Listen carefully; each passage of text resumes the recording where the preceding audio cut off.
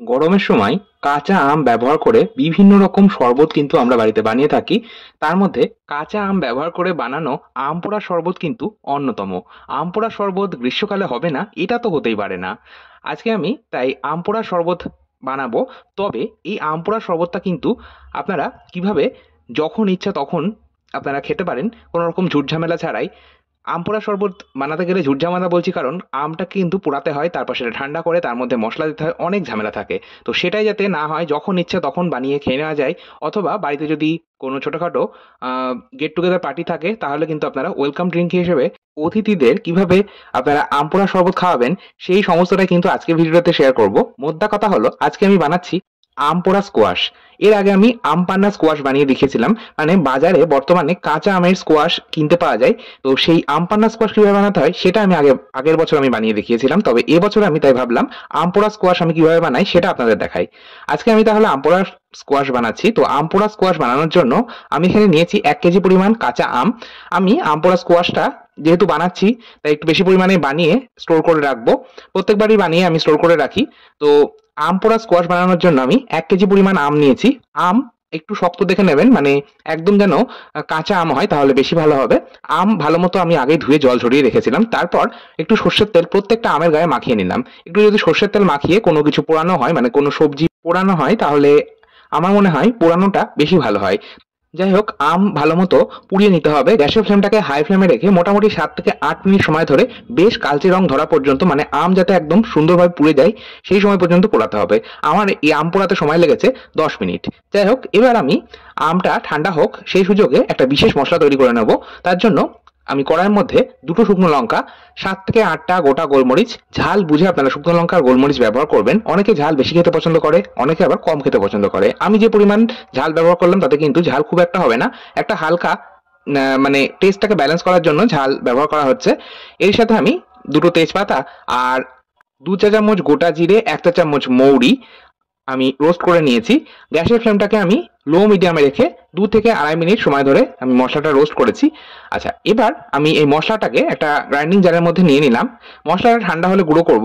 তবে ঠান্ডা হয়ে যাওয়ার পর এর মধ্যে আমি দিয়ে দিলাম ১ চা চামচ ড্রাই পুদিনা পাউডার।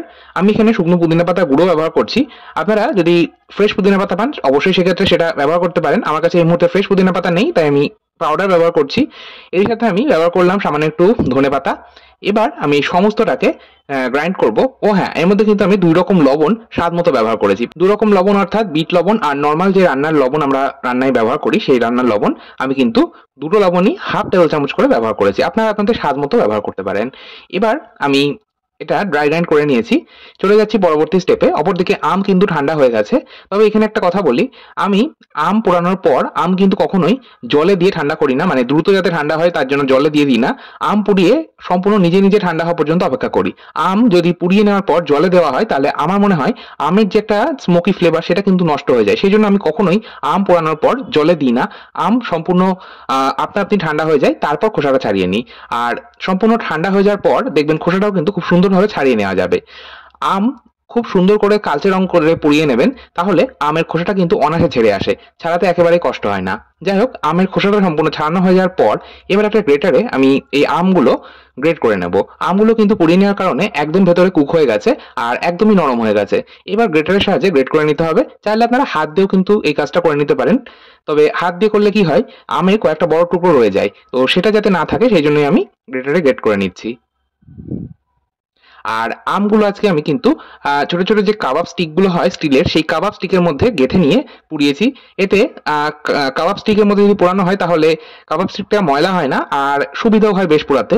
তো সেই জন্যই আমি কাবাব স্টিকে পোড়াচ্ছি। যদি আপনাদের কাছে কাবাব স্টিক না থাকে, রুটি সেঁকার যে তার জালি সেই তার জালির উপর রেখেও কিন্তু আম পোড়াতেই পারেন। তবে সেক্ষেত্রে রুটি সেঁকার যে তার জালি সেটা ভীষণই ময়লা হয়, সেই জন্য আমি আর ওর উপর রেখে পোড়াই না।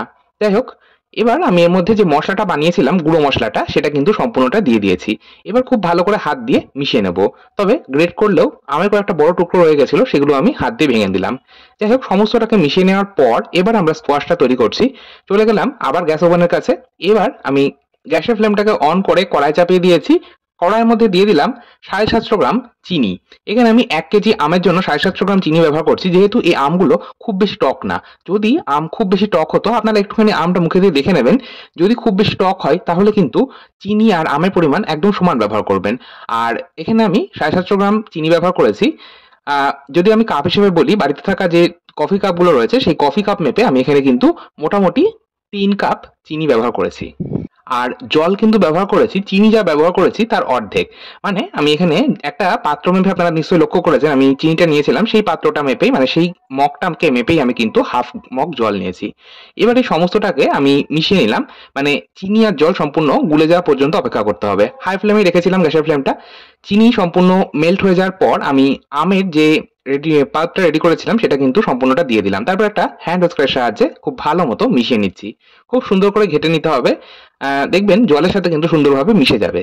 এবার গ্যাসের ফ্লেমটাকে হাই ফ্লেমে রেখেই জাস্ট 5 থেকে 6 মিনিট এটা আমরা কুক করব। খুব বেশি সময় ধরে এটা কিন্তু কুক করবেন না, বা বয়েল করবেন না, তাহলে কিন্তু ঠান্ডা হওয়ার পর অনেক ঘন হয়ে যাবে, সেক্ষেত্রে স্কোয়াশটা ভালো হবে না। আমি জাস্ট 5 মিনিট এটা ফুটিয়ে নিয়েছি, খুব সুন্দরভাবে সমস্তটা মিশে গেছে। সবশেষে গ্যাসের ফ্লেমটাকে বন্ধ করে দিলাম আর দিয়ে দিচ্ছি আমি একটা বেশ বড় সাইজের পাতিলেবুর রস। পাতিলেবুর রসটা কিন্তু আমি সম্পূর্ণটাই দিচ্ছি। পাতিলেবুর রস দিলে টেস্টটা ব্যালেন্স হয়। এর পাশাপাশি পাতিলেবুর রস ব্যবহার করার কারণে এটা কিন্তু দীর্ঘদিন পর্যন্ত সংরক্ষণ করে রাখা যায়। আমি এটা মোটামুটি 5 থেকে 6 মাস নর্মাল ফ্রিজে স্টোর করে রাখি। এটা কিন্তু দেখেছি বেশ ভালোই থাকে। যাই হোক, এবার আমি একটা পরিষ্কার জার নিয়েছি। এখানে আমি কাঁচের বয়াম ব্যবহার করছি না, প্লাস্টিকের বয়াম ব্যবহার করছি।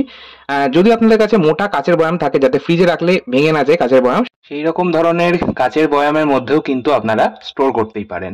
যাই হোক, এবার আমরা এই বানিয়ে নেওয়া আম পোড়া স্কোয়াশ দিয়ে 2 রকম শরবত তৈরি করব। শরবত 2 রকম ঠিক নয়, 1 রকম শরবত, মানে আম পোড়া শরবত, আর একটা হবে আম পোড়ার লস্যি। আম পোড়ার লস্যি খেতে কিন্তু অসাধারণ লাগে।